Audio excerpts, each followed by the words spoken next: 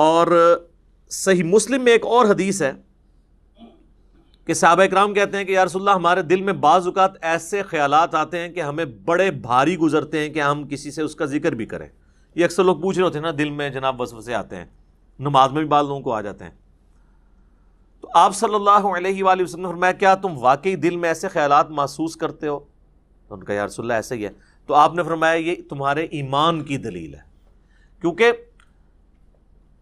ایمان کا چور کون ہے؟ شیطان. شیطان اسی دل پہ حملہ کرے گا جس میں ایمان موجود ہوگا.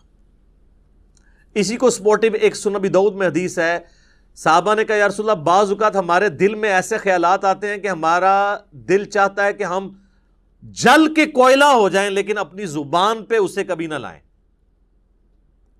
تو آپ نے فرمایا اللہ کا شکر ادا کرو کہ اللہ تعالیٰ نے اس کو وسوسہ بنا دیا ہے, تم نے پریکٹیکلی ان خیالات پہ عمل نہیں کیا. یہ بھی ایمان کی ایک دلیل ہے. ایک اور زبردست حدیث ہے بخاری اور مسلم میں کہ نبی صلی اللہ علیہ وآلہ وسلم نے فرمایا کہ جب بندہ نیکی کا ارادہ کرتا ہے نا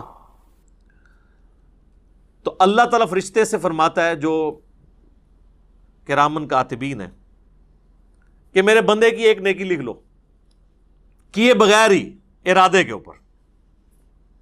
ظاہر ہے وہ اللہ تعالیٰ مطلع کر دیتا ہے فرشتے کو, اور جب وہ نیکی کرتا ہے نا پھر اللہ تعالیٰ فرماتا ہے اب اس کی نیکی کو 10 سے لے کر 700 گنا تک بڑھا دو, جس طرح اللہ تعالیٰ ان کو گائیڈ کرتا ہے کہ جس کا جو لیول ہے اس کے اعتبار سے.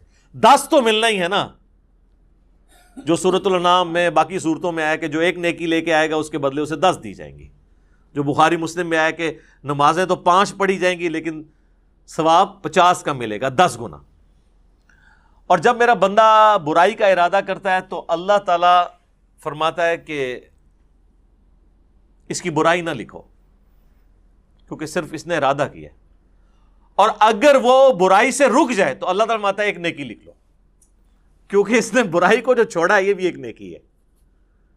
یہ ہے وہ وَكَتَبَ رَبُّكُمْ عَلَى نَفْسِهِ الرَّحْمَةِ, اور تمہارے رب نے اپنے اوپر خود سے واجب کر لیا ہے, یہ بات تقدیر میں لکھ دی ہے کہ میں نے ہر حال میں رحم ہی کرنا ہے.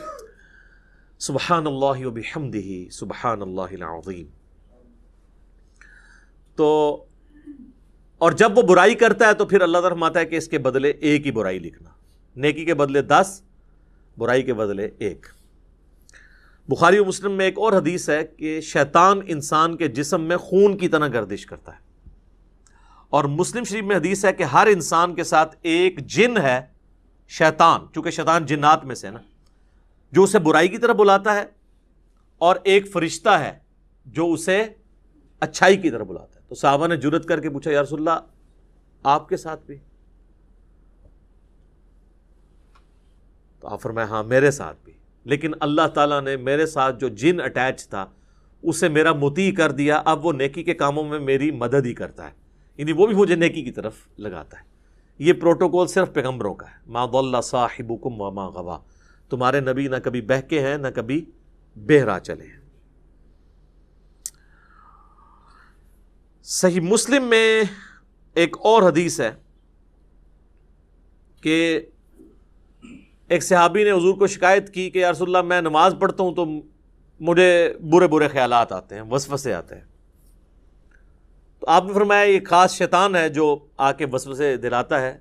جب تم نماز کی حالت میں اس طرح کے وسوسے محسوس کرو, اور نماز کے سوا بھی, اگر نماز میں ہے تو نماز کے سوا بھی, تو 3 دفعہ پڑھو اعوذ باللہ من الشیطان الرجیم, یعنی میں اللہ کی پناہ مانگتا ہوں راندہ درگاہ کیے ہوئے شیطان سے, اور اپنے بائیں طرف 3 دفعہ تھوک دو. اب یہ فزیکلی تھوکنا نہیں ہوگا, بس صرف زبان سے ہلکا سا ایسے بس. یہی بخاری مسلم میں ہے کہ اگر کوئی شخص برا خواب دیکھ لے تو وہ اٹھتے ہی اعوذ باللہ من الشیطان الرجیم پڑھ کے 3 دفعہ بائیں طرف تھوک دے, تو اللہ تعالیٰ اس خواب کے شر سے اسے بچا لے گا, چونکہ وہ برے خواب شیطان کی طرف سے ہوتے ہیں. تو نماز کے دوران بھی اگر کسی کو خیال آئے تو وہ یہ کر سکتا ہے. باقی یہ خیالات آنے کی کئی ٹیکنیکل ریزن بھی ہیں. پورا دن آپ دنیا کے کاموں کا حساب کتاب کریں گے تو نماز کے اندر کوئی سوئچ تو نہیں ہے جو آپ آف کر کے نماز میں داخل ہو جائیں گے؟ ظاہر ہے اس کے لیے پھر اسی لیے تو کہا گیا کہ بھئی اذان کی آواز سنو، مسجد کی طرف چلو، وضو کرو گے، اس کے بعد سنتیں ادا کرو گے، پھر کہیں دماغ آہستہ آہستہ آہستہ سٹیبل ہوتے ہوتے تو کہیں فرض نماز کے لیے جا کے پھر سٹیبل ہوگا۔ اور اگر ہر وقت دنیا داری کا معاملہ چلتا رہیں گے، یعنی نماز شروع کرنے سے پہلے بھی آپ فون سن رہے ہیں اور نماز کے دوران بھی فون آپ کا چل رہا ہے، اور نماز سلام پھیرتے ہی بھی آپ فون سن رہے ہیں، تو تسی پھر کھیت مٹی پڑھنی ہے نماز، پھر تو خیالات ہی آئیں گے نا۔ اور دوسرا، نماز کا اگر ترجمہ نہ آتا ہو، آپ کو پتہ نہ ہو آپ اللہ کے سامنے کیا عرض کر رہے ہیں، پھر بھی نہیں ظاہر ہے۔ تو یہ زیادہ تر جو لوگ کہتے ہیں خیالات آتے ہیں، یہ 99% لوگوں کے ساتھ یہ مسئلہ ہے کہ وہ ٹھیک آ رہے ہوتے ہیں خیالات، جو وہ کر رہے ہوتے ہیں وہی کچھ آ رہا ہوتا ہے۔ اور ٹیکنیکلی اس معاملے کو ہینڈل کرنے کی ضرورت ہے، اور سب سے بڑی ہینڈلنگ کسی بھی برے وسوسے کی یا خیال آنے کی یہ ہے کہ اس کی طرف توجہ نہ دی جائے۔